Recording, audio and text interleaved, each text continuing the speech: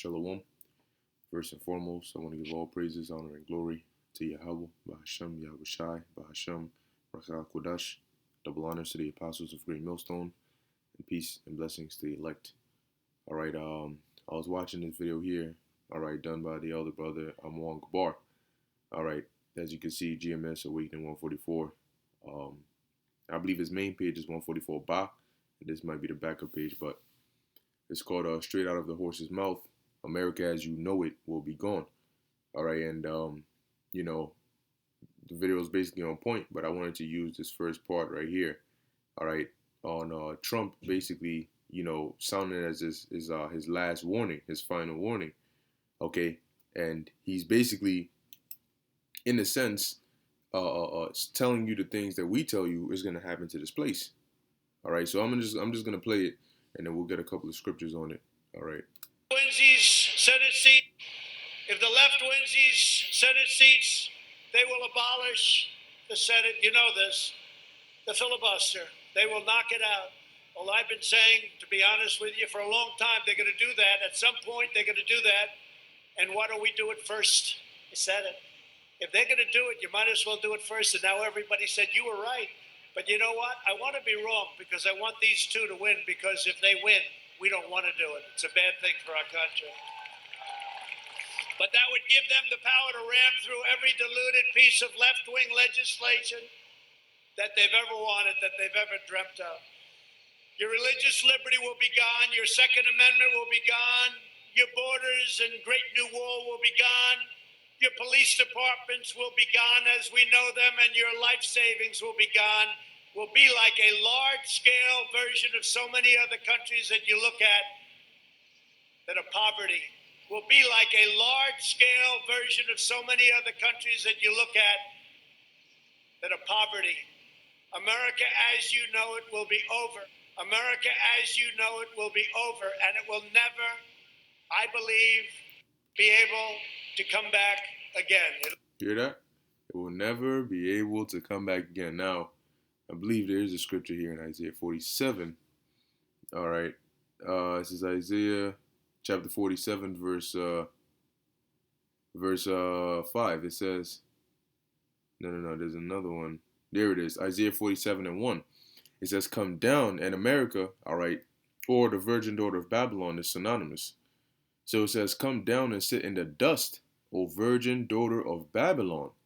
Sit on the ground, there is no throne, O daughter of the Chaldeans, for thou shalt no more be called tender and delicate. All right. So basically, just as you just heard Trump say, okay, this place is basically going down. All right. The elites are basically getting ready to clean house. They're getting ready, all right, to do that ultimate reconstruction, all right, of this world, to bring in their new world order, which ultimately is the Most High's plan at the end of the day. But everything he listed, all the things he mentioned in here, okay, it's basically that you could say symptoms of Jacob's trouble. Okay, now he mentioned all your savings, okay, because as the brother also mentioned in his video, they're trying to do that what's that thing called, that universal basic income, all right, through the Great Reset, all right, where they're trying to have it to where you don't own anything, you just rent things. They're trying to change up the whole system. Now he mentioned abolishing the Senate, okay, and I'm gonna play it again so you can hear it. If the left wins these Senate seats, they will abolish the Senate. You know this, the filibuster. They will knock it out. Well, I've been saying, to be honest with you, for a long time, they're going to do that. At some point, they're going to do that. And why don't we do it first? You hear that? They're going to abolish the Senate. At some point, they're going to do that. And why don't we do it first? Okay? But, hey, nonetheless, we're going to see. There's, the way it's looking like, they are going to take Trump out, out of office and put Biden in there, all right, and have him, push all these different things. But, hey, we got to watch and see how it goes, okay? But we know, you're hearing it from his mouth, all right? Supposedly a so-called insider to an extent, all right? I said it. If they're going to do it, you might as well do it first. And now everybody said, you were right. But you know what? I want to be wrong because I want these two to win, because if they win, we don't want to do it. It's a bad thing for our country. But that would give them the power to ram through every diluted piece of left-wing legislation. Ram through every diluted piece of left-wing legislation. All right, and we're hearing a lot of bills that are being proposed that they haven't, of course, been passed yet, but they're still being put on the table. A while back, some lady came out and said that people who refuse to wear masks or refuse the vaccine should be basically tried for murder. All right, you had another one in for New York. All right, where they're trying to set up um, uh, camps, detention centers for those who don't want to take the vaccine. Amongst many other bills. Okay, and under the pressure of the cases getting bad, now they're saying the new strain, all right, that mutated, the one from the UK, is now in New York. Okay, so I mean, with the help of the propaganda, they're gonna be able to push these things that they've ever wanted, that they've ever dreamt of. Your religious liberty will be gone. Your religious liberty will be gone. Okay. Now, why is he saying that? Why is he? I thought Biden was coming to make everything great again. I thought he was the guy who likes everybody and all faiths and all that. But he said your religious liberty will be gone. Why is that? What is he going to do? What are they going to do? What do they have planned? Second Amendment will be gone. Your borders and Great New Wall will be gone. Your police departments will be gone. Your police departments will be gone. Now, even Trump or whatever form of government comes up in there knows that you can't run a society without police. So police, your police department being gone isn't referring to them having no form of authority. It just means that it's probably going to be a different form of authority. Okay. Now, if you take away the police, who are you bringing in? The army. I mean, they're already here. Helping so-called distribute this vaccine. It's only a matter of time until they're put in charge of actually administering it. And as we know them, and your life savings will be gone, will be like a large-scale version of so many other countries that you look at that are poverty. Will be like a large-scale version of so many other countries that you look at that are poverty. That are poverty, right? America, as you know it, will be over. Basically, America is going to become a third world country. Okay, but that's also prophesied, as the Lord said through the mouth of Isaiah. All right, this is the book of Isaiah 47:9. It says, "But these two things shall come to thee in a moment, in one day, the loss of children and widowhood. They shall come upon thee in their perfection, for the multitude of thy sorceries, and for the great abundance of thine enchantments. For thou hast trusted in thy wickedness, thou hast said, None seeth me. Thy wisdom and thy knowledge, it hath perverted thee, and thou hast said in thine heart, I am, and none else beside me." So they basically are in that. That's why it tells you in the book of Obadiah that what? The pride of thine heart hath deceived thee. All right? America has gotten so proud that they think that they're untouchable. Okay? Nonetheless, what they fail to understand is they are on the radar of the Heavenly Father and the Son, and they're about to be struck down quick. As Yahushua said, I beheld Satan, falling as lightning. All right, they're about to fall from that power seat to the ground so fast that it's going to be it's going to be a sight to behold. Okay, so now let's move on. This is the book of Jeremiah, chapter 51, verse 8. It says, "Babylon is suddenly fallen and destroyed." You see, now what is he going to say at the end? Let's hear this. America, as you know it, will be over, and it will never, I believe, be able to come back again. Boom. It'll never be able to come back again. Jeremiah 51:8. Babylon is suddenly fallen and destroyed. So it didn't fall to get back up. It fell to go into perdition. Howl for her, take balm for her pain, if so be she may be healed. Check this out. We would have healed Babylon, but she is not healed. She's not coming back. This place is not coming back. Forsake her, and let us go every one into his own country, for her judgment reacheth unto heaven, and is lifted up even to the skies. Because The elites, the Lord, see where they got tricked is the Lord allows them to break down society, but in their minds they think they're breaking it down to build it back up better, aka the New World Order. But as they break it down and Jacob's trouble hits and all this chaos breaks loose, they're not gonna get a chance to build it back up.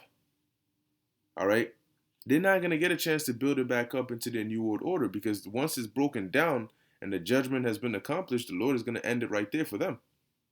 Okay, He's gonna end it right there for them because that's according to prophecy.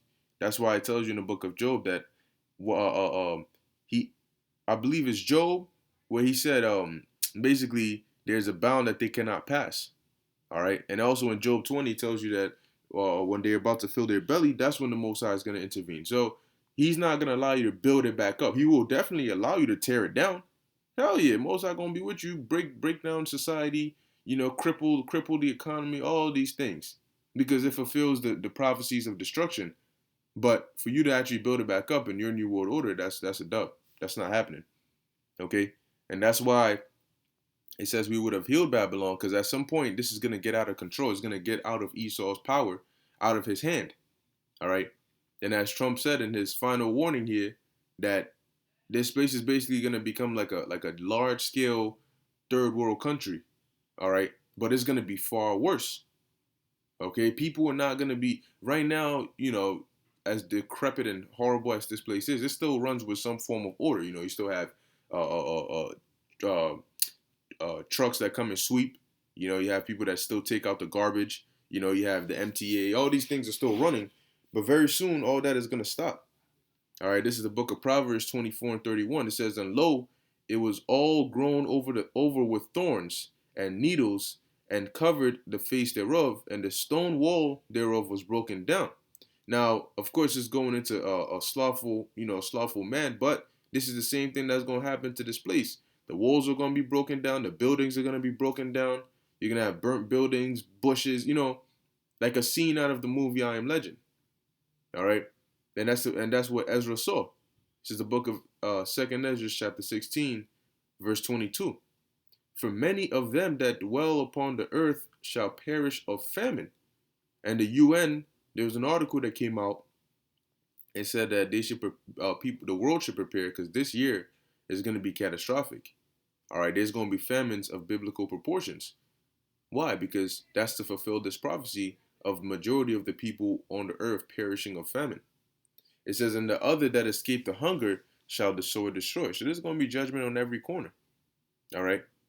Verse 23, "And the dead shall be cast out as dung, and there shall be no man to comfort them." Now, when somebody dies, as of right now, when somebody dies, you go, they do their body, they prepare it, you got the funeral homes, so on and so forth. You got to pay for the coffin and the casket and all the funeral expenses and all that extra work just to bury one person. And you got people dying by the thousands, by the tens thousands, hundreds thousands, millions, dropping dead. Who's going to even be at the morgue? Who's going to be at the funeral home? Who's going to be? Nobody. So when somebody dies, your friend might die as you are both running from danger. What you think is gonna happen? Their body's gonna lay right there. You think the trooper's gonna stop and say, "Oh, hold up, let's have a moment of silence," and then pick up your friend and go bury them for every body that drops? Hell no. All right, the bodies are gonna be laying, all right, out there like dung on the streets. Like when you walking down the street and you accidentally step in some dog feces, and how it was just laying there, no regard for it. Yeah, that's how it's going to be with dead bodies, because of how so many people are going to die pursuant to this great judgment that's coming. It says, "And there shall be no man to comfort them," because people are going to be dying. No, first of all, everybody's going to be scared. People are going to be dying. Who's going to be there to comfort you? You crying, "Oh, my sister died." The next person going to tell you, "My daughter and my son and my mom died." You want me to comfort you? I need comfort myself. People are gonna be bugging out, losing their minds, going crazy. All right, it's gonna be that survival of the fittest. Me before you, and that's why a man of the Lord is gonna be so precious. Okay, because we're not gonna be in that desperate state where we're out here, running around doing this wild shit that everybody else is doing. Okay? And so, and plus, the Lord is going to protect us and provide for us. Okay? Us and Lord willing, our loved ones, whoever the Lord may see fit to be with us in that time. All right? And whoever is a part of the elect, ultimately. It says, for the earth shall be wasted, and the cities shall be cast down. So right now, people might not see it. People might think things are getting back, getting better and so on and so forth. It's not. It's not, because things can't get better until these prophecies get fulfilled. Okay? The way the prophecy is said is things have to get worse and worse and worse and worse until ultimately this land gets destroyed by thermonuclear fire. After that, things can start getting better. Okay? On a world scale. Verse 24. There shall be no man left to till the earth and to sow it. The trees shall give fruit, and who shall gather them? The grapes shall ripen, and who shall tread them? For all places shall be desolate of men. See, there's going to be so many people dead. Who's going to be doing their jobs? Who's going to be farming? Who's going to be the truckers? Who's going to bring it to the factories? Who's going to prepare it? Who's going to bring it to the grocery stores? Who's going to be doing all of that? Nobody, because the place is going to be desolate. A lot of, and this isn't something Ezra just thought about and I'm gonna write this down. He saw it. He's describing it. So he probably saw Manhattan empty as hell, dead bodies on the corners of the street. Okay, probably looked up to DC, looked into Texas, the Lord showed him all the different locations, and this is what he's writing. Verse 27. So that one man shall desire to see another and to hear his voice. Hello? Hello, is anybody there? Can you hear me? Like I said, straight out of I Am Legend. Can you hear me? Is there anybody alive? Ain't nobody there. They're all dead. Verse 28, for of a city there shall be 10 left, 2 of the field, which shall hide themselves in the thick groves and in the clefts of the rocks, as in an orchard. Because, you go, of course, in post-apocalyptic times, you always have those few people that are able to, slip out of their hands, and, they'll be hiding underground in the sewers and abandoned buildings and so on and so forth. All right. It says, as an orchard of olives, upon every tree there are left 3 or 4 olives. Yeah. It says, because also when you go into the law, we weren't, when we were like harvesting, we weren't supposed to take everything. Once you go the first round, whatever's left, you leave it there. If you got a cluster of grapes, you're not supposed to take every single tiny grape right off the thing and leave it bare. Okay, there's always 1 or 2 or 3 left. All right, for those that were widows or those that were poor, and so on and so forth. Verse 30. Or as when a vineyard or vineyard is gathered, there are left some clusters of them that diligently seek through the vineyard. Even so, in those days there shall be 3 or 4 left by them that search the houses with the sword. All right, so there's going to be a few, that escape the hands of these troops and so on and so forth. It says, and the earth shall be laid waste, and the fields thereof shall wax old. And it's going to be through chaos that this place is going to go from what you see now to what we're reading about. It says, and her ways and all her paths shall grow full of thorns, because no man shall travel therethrough. No more cars like you see now, traffic. It's always like that. In the beginning, when shit hits, everybody, all these cars are packed on the highway. People are honking, trying to get through. But you look back a week, 2 weeks, 3 weeks, a month later, you barely see any cars. There's trees growing out. In certain cities look like jungle cities. That's what Ezra is seeing. All right, it says, the virgins shall mourn, having no bridegrooms. The women shall mourn, having no husbands. Their daughters shall mourn, having no helpers. All right, in the wars shall their bridegrooms be destroyed, and their husbands shall perish of famine. Because guess what? There is going to be a war. There is going to be a draft. And all you unlucky ones are going to get caught up in that. And just know, if they send your ass over there, you're not coming back. All right. Verse 35. Hear now these things and understand them, ye servants of the Lord. Okay? Because we're the only ones who are ultimately going to believe and understand these things. Verse 36. Behold, the word of the Lord, receive it. Believe not the gods of whom the Lord spake. Behold, the plagues draw nigh and are not slack. So that's a stern warning, man. that, look, this is what I just saw, and it's coming fast. All right. So get right, okay, and make sure that you're doing what you got to do, okay, because it's not gonna be words, man. Eventually, the warnings are gonna stop, the words are gonna stop, and what we've been telling you is what you're gonna start seeing and living, okay. So with that, I'm just gonna end it there. Lord willing, you are edified. In closing, I want to give all praises, honor, and glory to Yahweh, Bahashem, Yahweh Shai, Bahashem, Rakah Kudash. Until next time, Shalom.